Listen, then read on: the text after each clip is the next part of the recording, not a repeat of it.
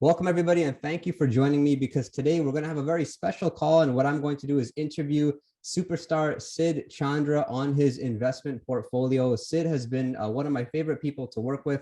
Who am I? I'm a colleague of Sid. I work with Sid here at eXp Realty, and I've been in the business for about 9 years, and I have sold hundreds of homes. And through that experience of selling hundreds of homes, you get to learn who the good agents are, who are professional, who are thorough, who work well with clients, and who, of course, are in the business long term and take it seriously. And so I'm really happy that I have met Sid. What's neat here is like Sid, not only does he successfully help people buy and sell, but what's interesting is he also does buy his own rental properties, manages those properties, and has put together a good strategy which has worked for him and can also work with a lot of clients. So Sid, my understanding is you got into investing in real estate, not necessarily in Toronto, but some of the outskirts and throughout Ontario. And now you have about 10 units, 10 doors, something like that.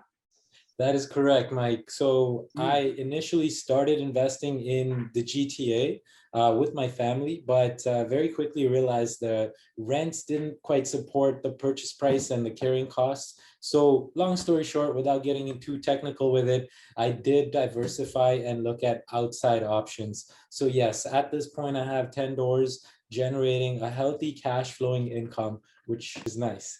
It's nice. Yeah. Like, because in terms of buying properties as expensive as they are right now here in Toronto, York region, Durham, it's very hard for it to cash flow. And for those of you who are a little bit newer to investing, what that means is looking at the income of a property. So let's say you purchase something, is the monthly rent covering the expenses, being the monthly mortgage, the taxes, any insurance, and any other extra fees as far as lawn maintenance, and the list goes on. So Sid's really recognized, okay, what properties will actually yield a positive cash flow? Because that's never a nice feeling to own a property and for it to be actually draining your bank account. That is not a good goal anyway, unless you of course have some money on the side. So Sid, tell us, when did you first get into investing in real estate?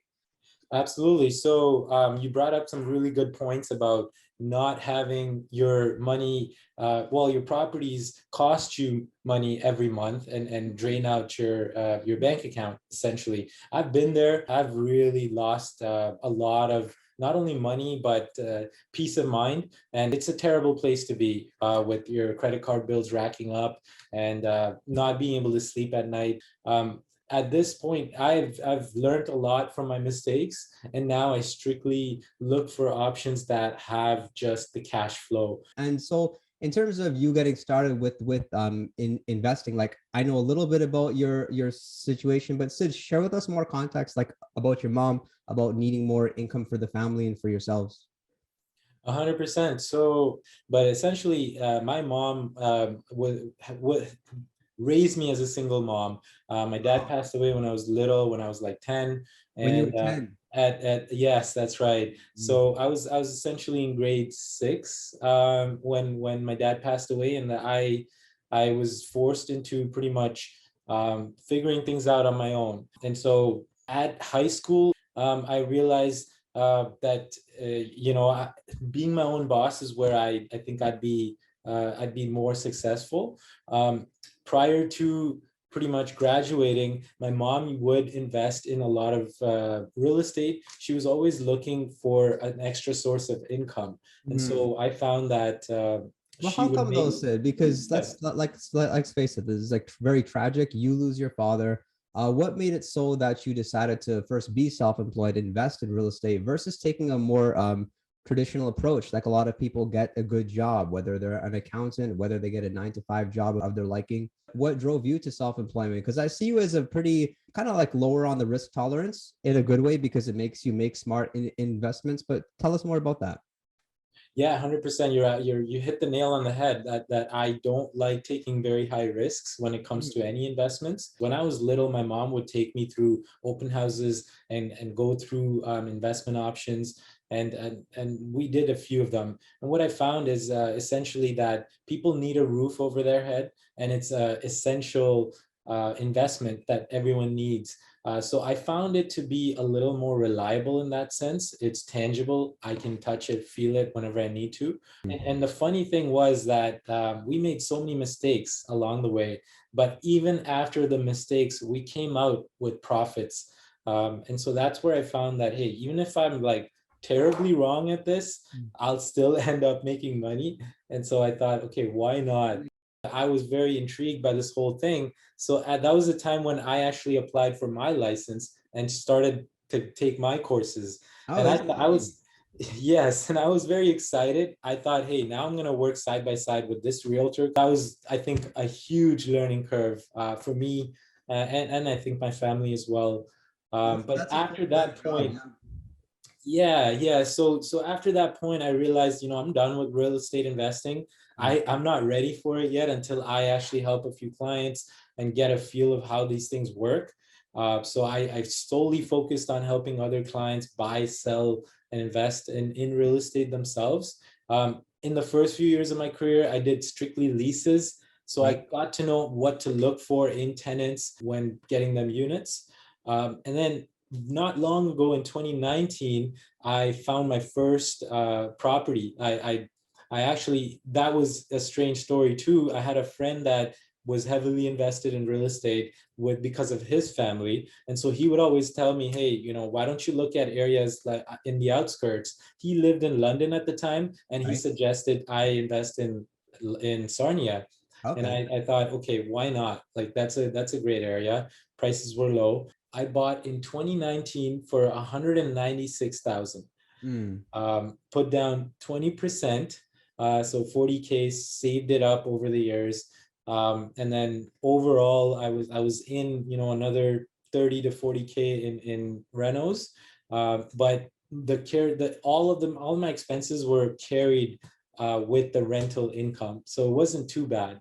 Right. So I think, Versus you doing all the work and at the same time it be not cash flowing. Sid, tell us more about, like, so this was your first property, and how did you arrange, like, just gaining enough money for that down payment, getting the education to understand what the closing costs are, so the viewers can understand just how you went about that, like from a financial perspective, because it's not easy to work. I mean, the cost of living is so high right now in the GTA. We have that, and then actually having the discipline on the side to save money and knowing how much they need to save in order for them to make their first investment. So Sid, tell us more about that. 100%. Great question. So I actually cut down a lot on all of my expenses. I remember in the first 2 years before I started investing myself, I was living with my parents, like my mom essentially. So I didn't really have a mortgage to pay for. So essentially, yeah, there were some expenses I was incurring, but overall, I would cut down on going out, on Right. those fancy dinners. More so it was that, because so you were like self-employed, like being an agent. That was your sole source of income, correct? It was, Right. And yes. so, although what a lot of people don't see, because agents these days, we all look like superstars and we drive flashy cars, but we have very big expenses. We not only have our brokerage fees, but what so as the money comes in, of course, we have to pay a huge amount of tax on it, marketing costs, etc. So then once that money came in, you had the discipline to maybe be a little bit more mindful of where your costs were going to, as far as just going out, having a social life, of course, having the mindset of eating in versus eating out, and looking all that. And then Going on less I know you're vacation. good, just you're very good, you're organized, you're structured, and you have that mindset that you're doing it for a good reason. So good for you. Yes, I appreciate that. I actually learned a lot of these lessons when I had that luxury property that we had to hold on to for a year. I was able to really manage my expenses during that time. Because it And was so I scary, used, right? I mean, like that, just that example. Like, I'm thinking about when I was selling homes. Like, I was selling homes at very high volume in 2016, 2017. And for those of you who maybe got your license afterwards, or weren't paying too much attention to the market, 2018 was a very tough year. yes. Buyers did not want to buy because they were skeptical about the market, and every seller out there did not want to sell because they thought the market was going to bounce back. And I remember just being an agent, my income almost cut in half, being very mindful of expenses, not being able to travel anymore. And it really is a good life lesson, helps you to build thick skin, and just helps you to really come from more gratitude every single day of actually having money to have those luxuries. So you learned a lot from that experience with luxury, with that luxury property back then. and then obviously help you moving forward. And so in terms of the numbers, how much money did you actually save up for that purchase? So I saved up 40,000 just for the down payment, and then obviously the closing costs. So the overall amount that I had aside was in the range of 75 to 80, Okay. because I knew I anticipated the the overall, like, I mean, the rental costs, the closing costs. And so how much were you looking to purchase? What was the idea? So my budget was 220 max, Okay. because I was looking in Sarnia. Right. And I did see several options in that range, so it wasn't too bad. Okay, good, good. So you had like the 20% down, and then you accounted, I guess, extra costs for not just closing costs, but I guess in your, you had the idea that you would probably have to make some changes to the property as well in order That's for it to correct. be good, like That's a good correct. cash flowing Very early property. on in my career, I would attend a lot of seminars and information sessions where they would talk about having these costs aside ahead of time, Right. carrying costs to keep the property vacant before renting it out, having rental costs aside.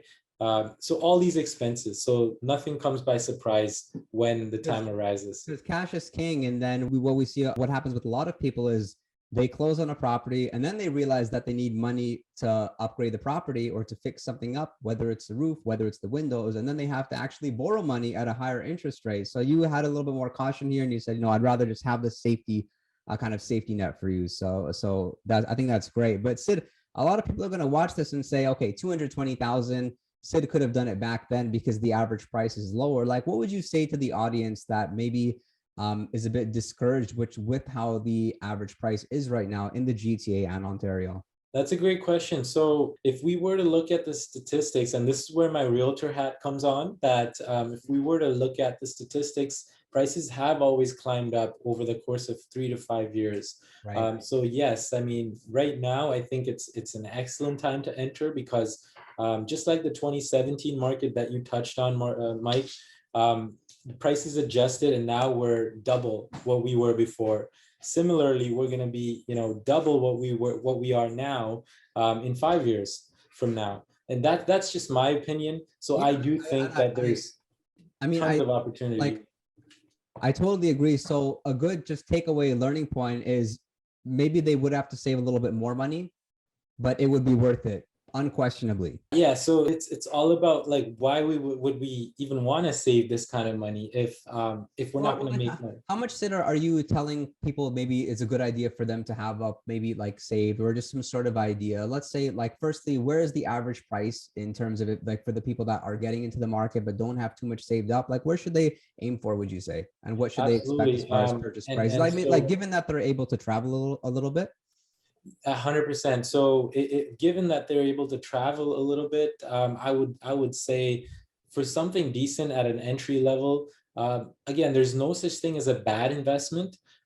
If you don't own a property, just getting into the market, it should be top priority. This is Um, such a great point. I mean, I remember like buying my first property, for instance, and I made a few I made a few offers, but my heart really wasn't in it. I was scared. Is it the right property? But thankfully, I had so many friends that were already in the game of owning a lot of property and obviously a lot more experienced than I was, and they kept on saying, Michael, the first house you buy is never going to be the perfect house. that's right. And That's that right. really clicked with me. And it was that same day I was comfortable making the offer and I got the deal done. That was like 760. Now it's up like 1.1. But if they did not tell me that, I wouldn't have bought it. So pull the trigger now versus waiting, because more likely than not, the prices will be up. And Exactly. So most people that I knew back then when I invested were investing in the GTA for properties that were around 700K, 600K. When I looked at something that was 200K in Sarnia, right? Similarly, right now, depending on where you are financially, there are options for you. Obviously, you want to start out with something like 40, 50,000 minimum, and then work your way up. But instead of that's not bad at saving, all. 40 to 50,000 minimum, given that you're sharing, like we look at household income. I think that's great. Of course, people can always like refinance their property. Like there's so many available means of having cash out there that yeah, people, it all starts with knowledge. So good on you from learning from other people. I know you've, like, obviously absorbed a lot of information as far as books, podcasts, masterminds, investor meetups. And it's nice as you gain more knowledge, like I mentioned, you become more confident about the process and you just focus on one property at a time. And tell us more about, Sid, like how do you or how did you determine what areas would be the best to purchase for your purpose of investing? 100%. So basically, we look for properties that are A, near highways, Right? B, that are in up and coming areas, very underrated. So nobody had really quite knows about it yet. Okay, nice. Low purchase price and high rents. What I mean by that is anything outside of the hot booming areas like the GTA. The further out we go, the lower the purchase price becomes. So I look And for is the rent in most cases still decent, provided that it's close to a highway and it seems up and coming with respect to the economy, jobs, people moving out there? that is correct. Yes. So we look for areas that have a high income demographic Right. and a tenant profile that's somewhat professional and not too rough, I would say. So not people that are on ODSP or welfare, not discriminating, but just because I found that managing tenants of that sort are a little bit more difficult, Oh, right? So absolutely. And that's so where obviously it's helped you having, having given that you work with a lot of leases, especially as a realtor back then when you started, and sometimes now, of having the time to do the due diligence, check people's credit report, bank statements, all of that, and you get to know from knowledge and of course get a good gut feeling. Something important just to put this full spectrum is, so I was going to ask, do you buy based on the rental income and how well it cash flows? Do you buy based on future appreciation? Is it all of the above, or how do you go about that? and that's a great question. I normally buy just strictly on cash flow because I've learned the hard way that my bills need to be paid, and being a realtor, my income's up and down. So having a consistent passive flow of income really helps gain that peace of mind. So yeah, I look for cash flowing properties. However, lately what I've started to do is look for potential developments in a particular city. For example, they're building the LRT down towards Niagara as well, from Right. what I've heard. And so now, the focus has been in cities where I see development, whether it's through the GO train, the LRT, or potentially a Google headquarters. I just look for areas that there will be a potential growth. Right, right, right. Those, because there are some pockets. I know from speaking with a lot of clients, like they know the right thing to do is to invest out of the GTA, but they just don't know where. And they say, Michael, they say, Sid, do I go up north? Do I go east? Do I go west? And it's all about gaining the knowledge on those specific areas and then you looking at the development interest and all that. And so are you like anti-flip, would you say? Um, I think so. I mean, It's a I don't full-time turn. job. I think you focus on real Yeah, estate. I think it's great because you and I, we have that in common. And usually it's the people who are doing flips. It's like they have some sort of, it's almost like their full-time job and they have yeah, a system in which it happens. But in the GTA, obviously it's very difficult without the partners. And of course it's less predictable. I mean, it how many is. people do we know like 2017, 2018 really taught us a good lesson because so many people purchased and they expected to do a flip and they weren't able to sell it at their price. I think you're pretty fortunate to actually get out of that luxury home with some positive. I know with the positive, a lot of people we know lost not only $100,000, $200,000 plus.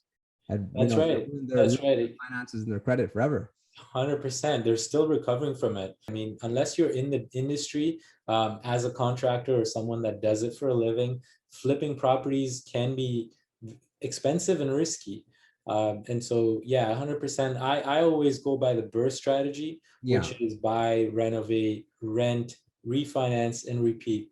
I think it's just very risk proof in the sense, as long as you follow the right steps, Mhm. you can't lose from a Yeah, so the strategy like BRRRR that. strategy, everyone, this is great. You can look this up on Google. You can understand it. You can know the ins and outs. It's a very popular and good, like proven investing strategy. Sid, do you want to say it once more? And how many R's are there?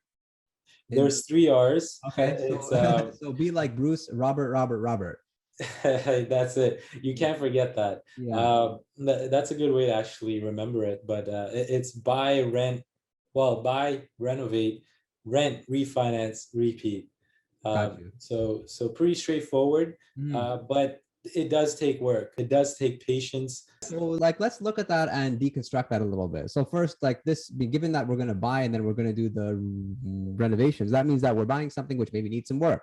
So we're looking for those first areas of opportunity. We are not looking for the properties which are upgraded, which have the pot lights. We're looking and the granite counters. We're looking for the properties which need work because likely they're going to be up for sale for a lower price than market value, which is great. So we're That's buying, right. we're doing the renovations, we're renting it out, and then we're refinancing it because as a result of us doing those upgrades and making it ready to move in, maybe even being a bit more upgraded than is necessary, is going to allow it to be appraised for more. And then what we can do is we can pull out the equity from the property and repeat it and purchase something else. So Correct. it is such a, it's great because for all of you who are watching this and you're looking at this like Sid, Michael, this is like a no-brainer. It is a no-brainer. So if you have that thought, you're absolutely right and you understand it. So it's great. Yes, most things are no-brainers and we know them. It's just that we need to be reminded or actually take action on these things to actually see the results, just like anything else, right? But yeah, 100%. It's quite straightforward. Yeah, with respect to the future appreciation, because we can't ignore like how some of these properties, specifically in Ontario, have appreciated at such a rapid rate. We've seen properties like double in price over the past 3 years. So your idea is basically like that's not really what's driving you to buy in the first place. If you can have the appreciation, it's kind of icing on the cake. But if you're buying something, you're collecting monthly cash flow. There's nothing to lose, and it's going to, of course, bring in money, make you feel better at the same time, and long term it's good for you, it's good for your mom, it's good for your family and your future family. Exactly. So I typically look for just strictly the cash flowing element in a property. The appreciation tends to happen down the road by default anyways.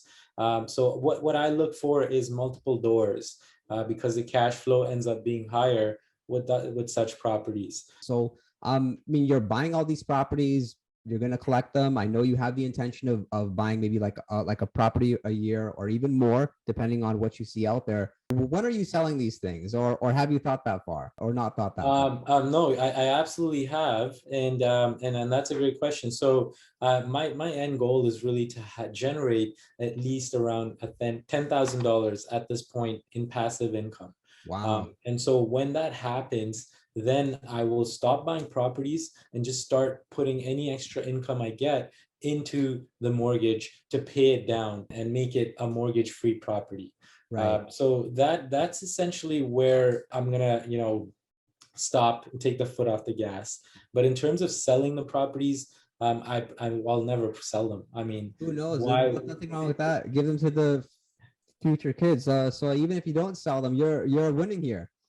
That's right. That's the goal, to It's build a great. Like legacy one for. day, 20, whether it's 25, 30, 40 years from now, or maybe even less, if he chooses to put more money into the properties, they're going to be cash flow like not only cash flow positive, but if the mortgage principal has already been paid down, he's not paying interest anymore, and he's just collecting that rent. And that, of course, is a great feeling. It all comes from taking that first step, making a plan, having the discipline, and learning from the experience. And of course, there is something to be said about having thick skin, because what I've learned about the whole industry of real estate, especially being an agent, like stressful things happen and you need to have a short bounce back time. So if something happens wrong with a tenant, if something happens at closing, maybe a specific lawyer is going after you for whatever reason, these things happen. It's just naturally part of the process. So keep the goal in mind, right? And everything else is Exactly. just noise, right? Exactly. Our industry is extremely volatile, and the income can fluctuate.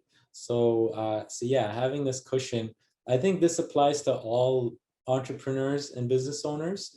That it's nice to have a plan B, a second vehicle that is generating income for you even when you sleep. 100%. Yeah, I think like Um, if COVID taught us anything, it's we can't rely on one source of income as much as we would like to.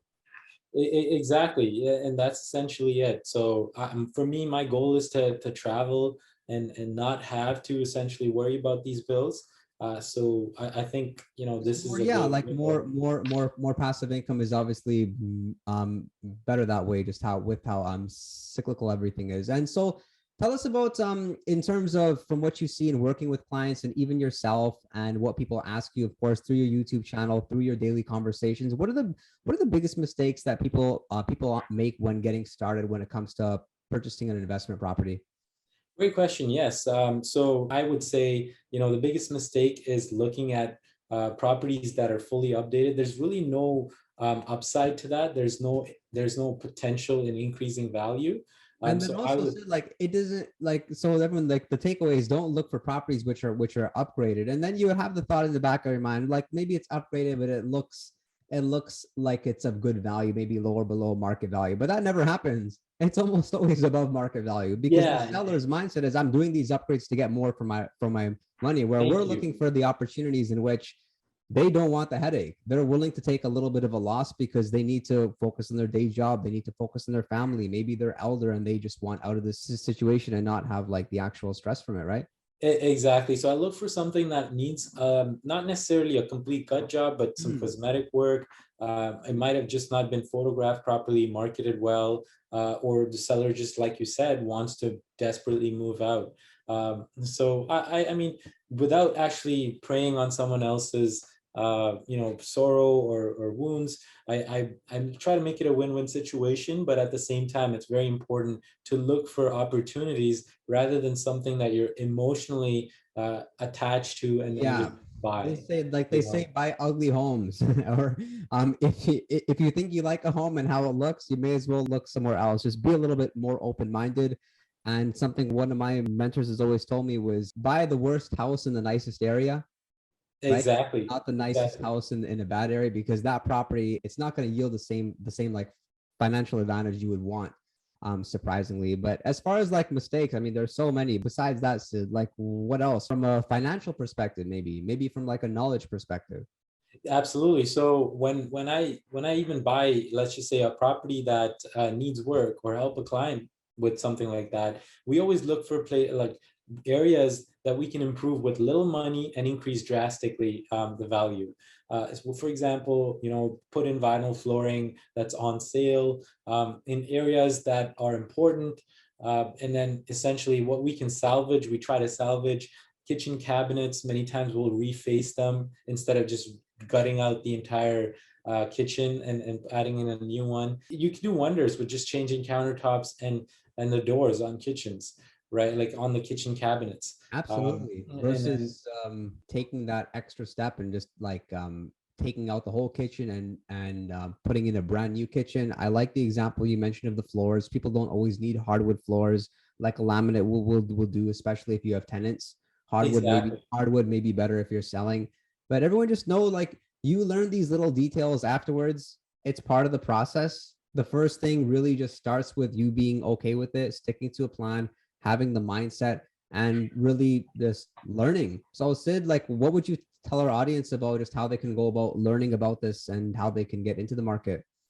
100%. So what I would say is start with what you have.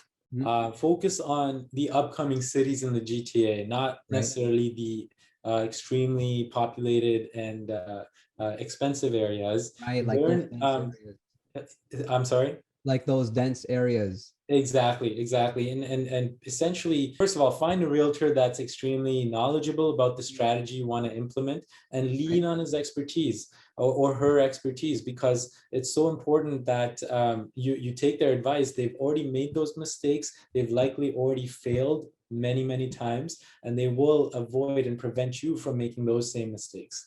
And last but not least, don't be emotional. Don't buy that property thinking you're going to move into it. Think of it as a tenant's perspective and Mhm. see what they would like. You'll be surprised with the difference between something you would want to move into and an investment property. Yeah, and so Sid, if somebody has this idea like, okay, I'm saving money, I'll probably call Sid in a year once I have money saved. Should they be speaking to a mortgage broker at that time? Should they be talking to a mortgage broker now? Like where does the mortgage broker come part of the as part of the puzzle? Great question. Yes. So I would say it's yesterday. Yeah, it's talking to a mortgage broker is key in this whole process. Finding a good mortgage agent can be tricky. So speaking to the actual realtor may be beneficial because they more than likely have a team of individuals to Yeah, guide you that's through excellent. And the whole so process. Sid, could any viewer just pick up the phone, call you, and say, Sid, you have like a mortgage broker that you would personally recommend? Could they do that? 100%, yes. And not Yeah. just a random mortgage agent, but someone that specializes with investments to be able to guide you Yeah, for, yeah. it's the best because that person is an extension of us, and we would want to make sure that they service you well. And so for all realtors, that's what they should be doing. For instance, if people are using a mortgage broker that I recommend, and so great takeaway, talk to a mortgage broker yesterday, so talk to them today. Even if you don't have the money, the great news about calling a mortgage broker or simply walking into your bank, because most banks out there like a TD or RBC, they have a specific division that can help you with these questions as far as saving up to buy a property, what the mortgage is like, and really giving you clarity, because it all starts with the knowledge. To do that, it's absolutely free. As long as you have a phone, you can make that call. They're a free service. So the way that they make their money is later on, if the mortgage does happen to transpire, if it's under them, if it doesn't, like there's no hard feelings. And the same thing can go with Sid. It's absolutely free for you to pick up the phone and to just call him and have that conversation. You'll never know what you're going to learn about it. So don't feel bad about bothering Sid. Where Sid is really going to be useful is showing you properties that you may want to purchase, because he actually has the firsthand knowledge of being in your position, looking for properties out there and buying. And so is you're able to utilize him that way and say, Sid, if you were me, would you be buying up north? Would you be buying west? You can even look at a specific area and run it by him, and you built a good thing. Yes, yes, absolutely. I've tried essentially all the types of investments, whether it's pre-construction, flips, long-term rentals. So I can definitely advise on what is more lucrative for your particular situation. And so, yeah, I mean, I'd be happy to just have a general chat. I mean, Yeah, it's not always about making a sale. and what kind of strategies, if any, are you personally using to like tax shelter your income and the rent that you're getting from these properties? Since taxes here in the GTA and in Ontario, wow, they're taking half of our income. It's a real thing. Yes, they are, and I learned it the hard way after doing two flips.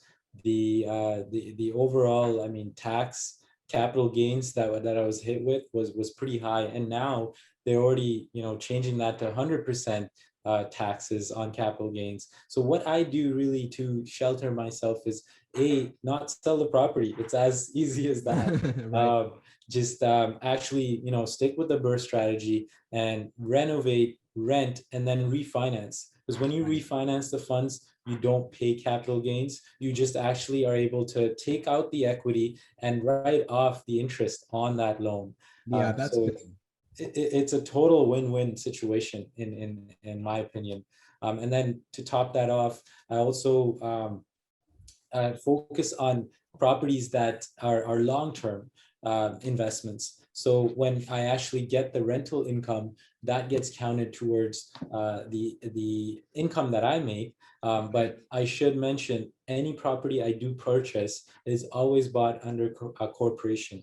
It's bought under Never a corporation rather than your personal name. And personal Sid, name, exactly. and so how come people should take that strategy?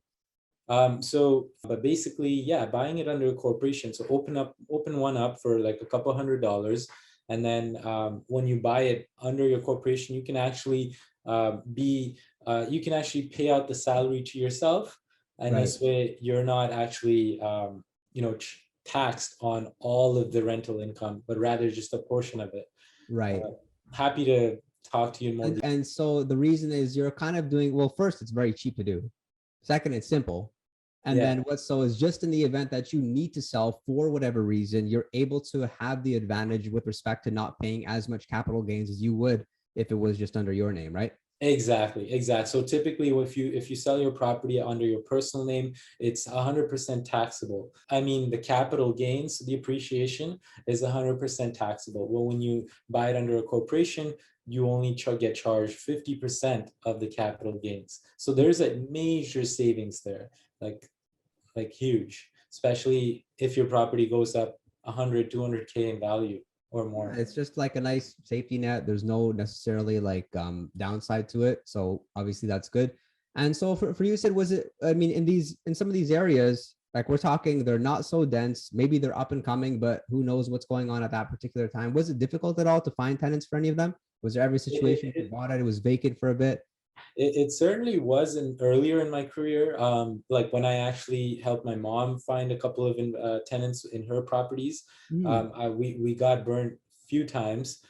People just actually subleasing the place, or just being professional tenants and just paying right on the last day before they get evicted, and then you really can't evict them at that point. So we Right. went through court proceedings and everything, and lost a bit of money there. But overall, because I was a leasing specialist early in my career, we did about 60, 70 leases. I knew what to look for in tenants before, renting the place out to them.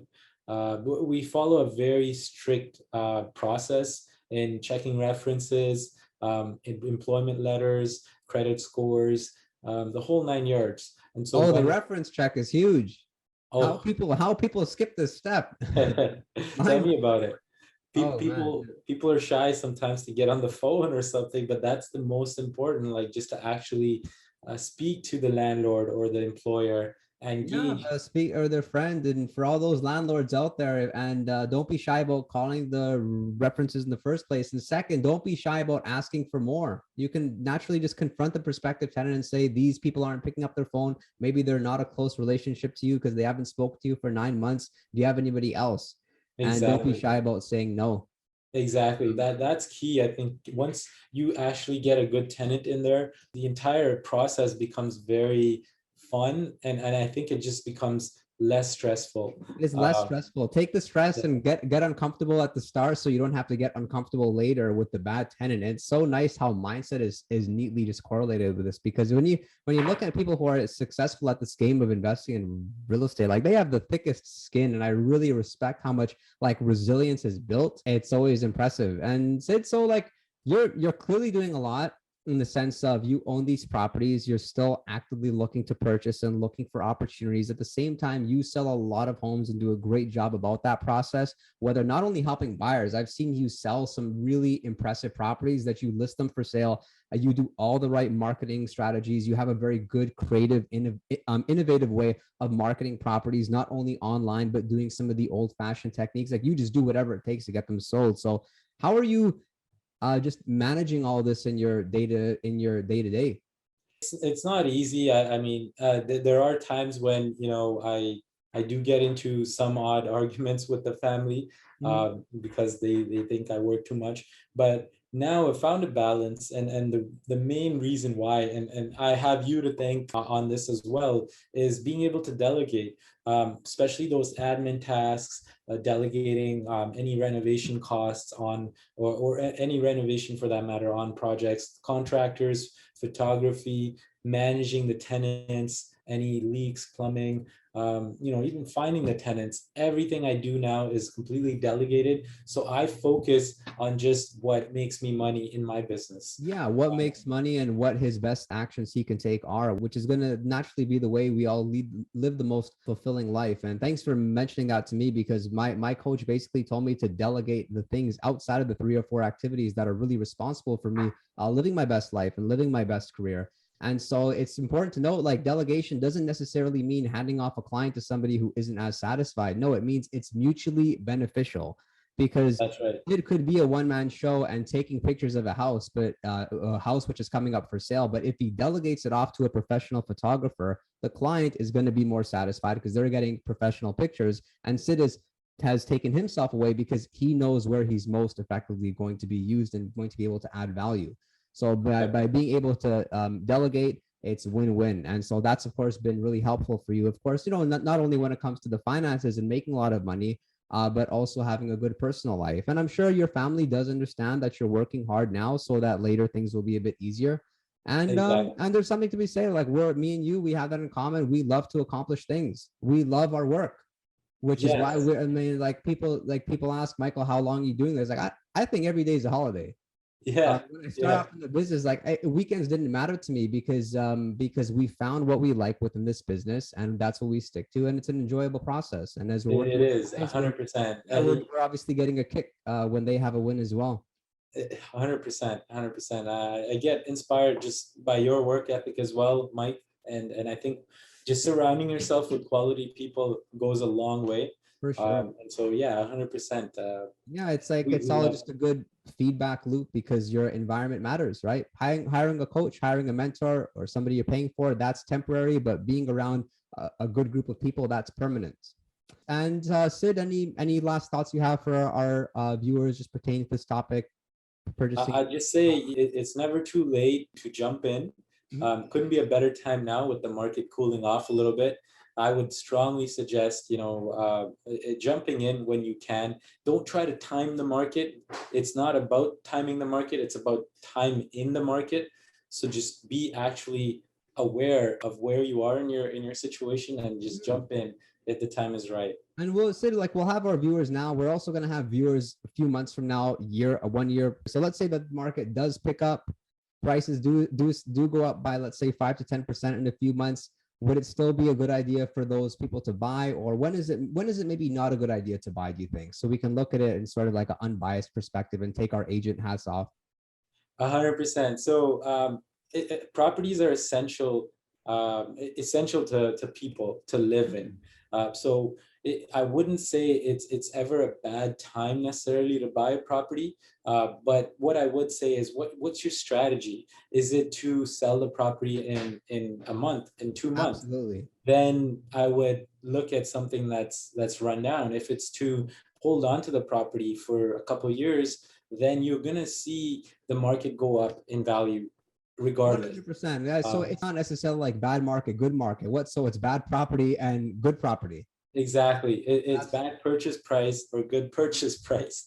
because And we're, yes, we're simply, whether it's a good market in the sense of it being good for sellers or good for buyers, what we're looking at is a property relative to the purchase price and making sure that the rental market is really still good, so it can exactly. pay off everything. So Exactly. Yeah.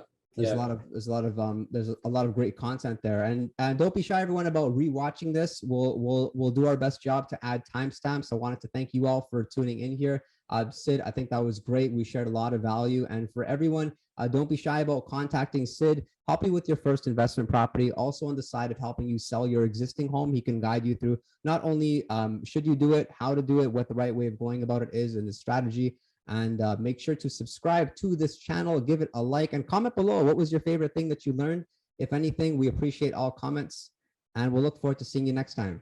Appreciate it, Michael. Thanks a lot for the kind words. Yeah.